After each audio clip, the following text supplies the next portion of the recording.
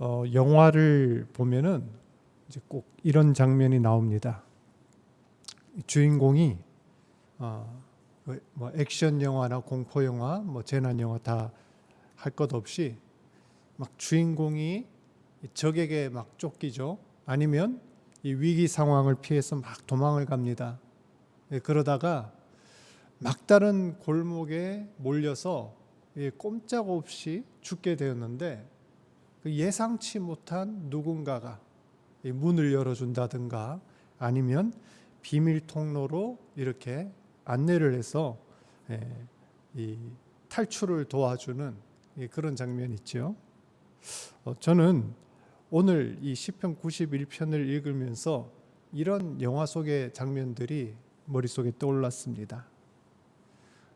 우리 인생 가운데는 많은 위기들이 있는데 그러한 위기 상황 가운데 하나님의 도움의 손길, 하나님께로 피하면 보호를 받게 되고 평안을 누리게 된다는 그런 내용이 오늘 시편 91편의 내용입니다. 1절에서 시인은 지존자의 은밀한 곳이란 말로 시작을 합니다. 지존자라는 것은 지극히 높은 하나님을 말하는 것이죠. 그러면 은밀한 곳은 어딜까요? 지극히 높으신 하나님께서 임재하시는 곳, 그리고 하나님이 인간과 만나 주시겠다 약속하신 그 장소를 가리킵니다.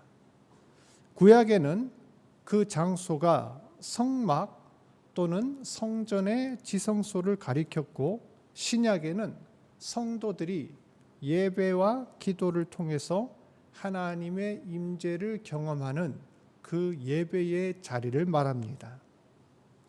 또 시인은 전능자의 그늘 아래 사는 자여라고 하는데 앞에 나오는 지존자가 지극히 높은 하나님을 묘사하고 있다면 뒤에 나온 이 말은 한없이 강력하고 전능한 하나님의 능력을 강조합니다. 하나님께서는 높은 곳에 앉아서 이래라 저래라 말로만 하시는 분이 아니라 실제로 우리에게 문제가 생기거나 위험이 있을 때 지켜주시고 보호할 능력이 있다라는 것이죠. 그렇다면 이 지존자의 은밀한 곳에 거하는 자, 전능자의 그늘 아래에 사는 사람은 어떤 사람을 말하는 걸까요?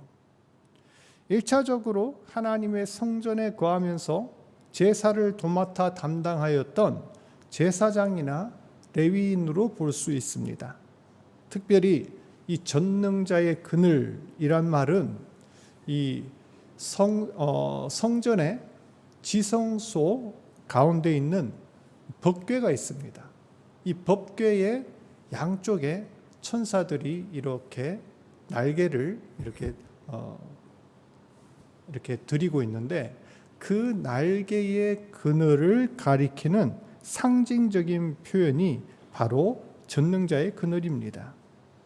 그래서 어떤 사람은 이 시편을 하나님의 성전을 섬기던 제사장이나 레위인에게 한정하여 보기도 합니다. 그런데 이러한 해석은 저는 좀 지나치게 좁은 시각이라고 봅니다. 그렇다면 이들은 누구라고 할 수 있을까요? 하나님의 모든 백성, 이스라엘 전체를 가리킨다고 봅니다. 이 시편 91편의 저자가 누구인지 시대 배경이 언제인지는 확실하진 않습니다. 그런데 많은 성경학자들이 이 시편 91편 바로 앞에 시편 90편이 나오는데 이 시편 90편을 쓴 사람이 모세입니다. 우리가 잘 아는 그 모세입니다. 그리고 신명기 32장과 33장에 이 모세의 노래가 나오거든요. 모세가 가나안 땅에 이스라엘 백성이 들어가기 전 모든 족속들을 모아서 거기에서 고별 설교를 하면서 또 모세의 노래라는 것이 나오는데 그 내용과 이 시편 91편의 유사성이 있는 것으로 보아 아마도 이 시편 91편은 모세가 쓴 게 아닐까라고 사람들은 생각을 합니다. 즉 그렇게 본다면 이 시는 출애굽 때에 쓰여졌다는 것이죠. 그런 차원에서 본다면 지존자의 은밀한 곳, 이곳은 모세가 하나님을 만났던 장소, 거룩한 구름이 덮여 있고 하나님의 얼굴을 대면했던 신의 산이 아닐까. 또 전능자의 그늘이라는 것은 이스라엘 민족을 하나님께서 광야에서 보호하실 때 무엇으로 보호하셨습니까? 구름 기둥과 불 기둥으로 보호하셨죠. 그러니 그 구름 기둥, 사막의 뜨거운 햇볕을 차단하고 그늘을 만들어 주셨던 그 구름 기둥으로 볼 수 있다는 겁니다. 즉 하나님께서 인도하고 지켜주셨던 광야에서 이 시편을 쓴 것이죠. 그렇다면 지존자의 은밀한 곳에 거하며 전능자의 그늘에 사는 자들이란 하나님의 모든 백성 이스라엘 전체를 가리킨다고 볼 수 있습니다. 이것을 더 넓혀서 적용을 한다면 하나님의 임재를 사모하고 또 도우심을 의지하며 사는 사람들, 그리하여 하나님 앞에 나와서 예배하고 기도하는 여기 계신 모든 성도들을 가리킨다고 해석할 수 있습니다. 2절을 보시면 나는 여호와를 향하여 말하기를 그는 나의 피난처요 나의 요새요 내가 의뢰하는 하나님이라 하였습니다. 시인은 하나님께 대하여 고백하기를 나의 피난처, 나의 요새, 그리고 내가 의뢰하는 하나님, 이렇게 3번을 반복합니다. 히브리식 표현에서 3이란 숫자는 완전수지요.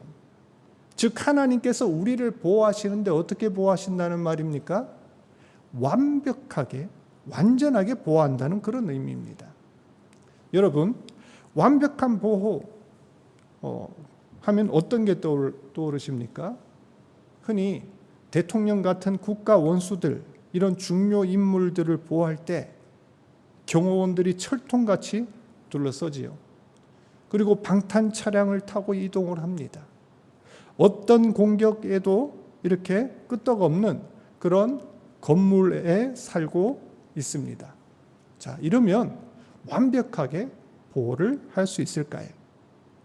사람들 보기에는 완벽하게 보일지 몰라도 작은 빈틈 하나로 실패하는, 그리고 눈에 보이지 않는 바이러스에도 넘어지는 것이 현실입니다. 세계 최강의 미국 대통령조차도 암살당하고 또 코로나에 걸려 속절없이 입원하고 격리하는 것이 여러분 다 보시지 않습니까? 그만큼 인간의 보장에는 한계가 있다는 것입니다. 그러나 하나님의 보호는 어떻습니까? 하나님 안에 거하는 자, 주의 그늘 아래 사는 자는 어떤 위협이나 두려움으로부터도 안전하고 평안하다는 것을 믿으시길 바랍니다. 하나님은 우리를 보호하시기 위해 졸지도 주무시지도 않겠다고 하셨습니다. 하나님은 우리를 자기의 눈동자처럼 보호하시겠다 말씀하셨습니다. 3절 이하로 보면은 여러 가지 위협 요소들이 나오는데 새 사냥꾼의 올무, 그리고 심한 전염병으로부터 우리를 건지시겠다고 하십니다. 우선 새 사냥꾼의 올무라는 것은 하나님 백성들을 실족하게 만드는 악인들의 은밀하고 음흉한 술책을 의미합니다. 이스라엘 백성이 출애굽하여 가나안에 들어가기 전에 모압 왕 발락이 그들 앞에 이런 올무를 놓았습니다. 이스라엘 백성들을 군사적으로 전쟁을 벌여서 제압하기가 어렵다고 판단되자 그는 예언자 발람을 데려다가 저주를 퍼부으려고 했습니다. 그런데 하나님께서 그 저주를 도리어 축복으로 바꾸어 버리셨습니다. 그러자 어떤 수를 씁니까? 바알 부올이라는 곳에서 음식과 여자를 준비해 놓고 하나님의 백성들을 유혹합니다.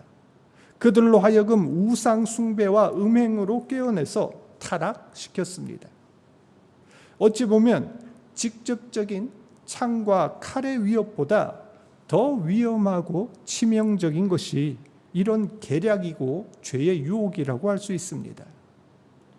오늘도 마찬가지로 이러한 새 사냥꾼의 올무가 우리 주변에 있습니다.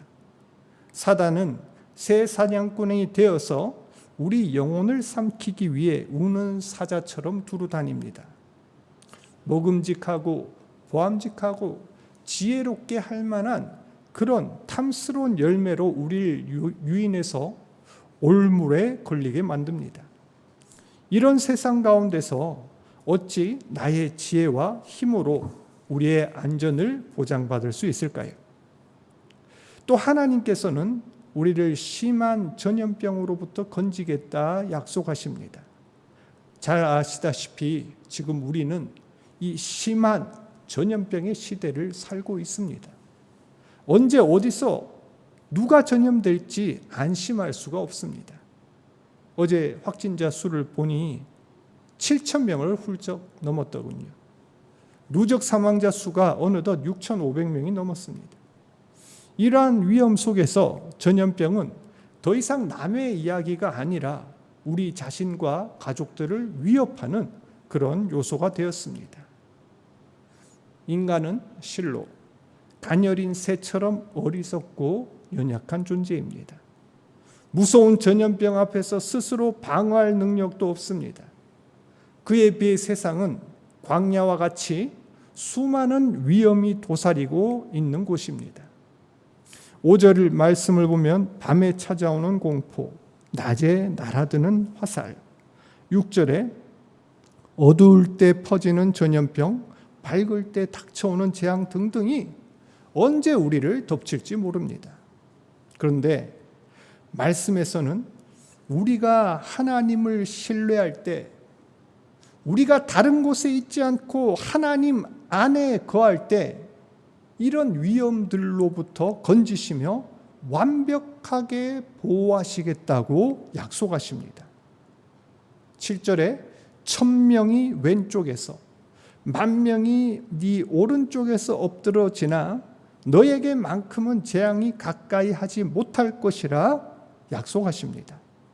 그 비결이 무엇입니까? 그것은 바로 하나님의 사랑입니다. 하나님과 친밀한 관계를 맺고 하나님의 사랑 안에 거하는 자 하나님이 지켜주십니다. 14절 같이 읽겠습니다. 하나님이 이르시되 그가 나를 사랑한즉 내가 그를 건지리라. 그가 내 이름을 안즉 내가 그를 높이리라. 아멘. 사랑하는 성도 여러분, 이 얼마나 놀라운 약속입니까? 이 말씀은 예수 그리스도를 통해 우리에게 주어졌습니다. 예수님께서는 자기를 믿는 자들이 뱀을 집으며 무슨 독을 마실지라도 해를 받지 않을 거라고 약속하십니다. 로마서에는 환난이나 곤고나 박해나 기근이나 적신이나 위험이나 칼이라도 그리스도 예수 안에 있는 하나님의 사랑에서 우리를 끊을 수 없다고 선언하고 있습니다. 지존자의 은밀한 곳, 전능자의 그늘은 어디일까요? 그곳은 바로 예수 그리스도를 믿는 믿음 안에 사는 사람입니다. 예수님 안에 거할 때, 하나님의 사랑 안에 거할 때 세상의 어떤 위험이나 유혹도 우리에게 문제나 장애가 되지 않을 것입니다. 내가 세상을 이기었노라 담대하라 말씀하신 우리 예수님의 말씀처럼 하나님의 사랑을 믿으며 그 사랑 안에 거함으로 승리하고 평안을 얻으시는 오늘 하루 되길 축복합니다.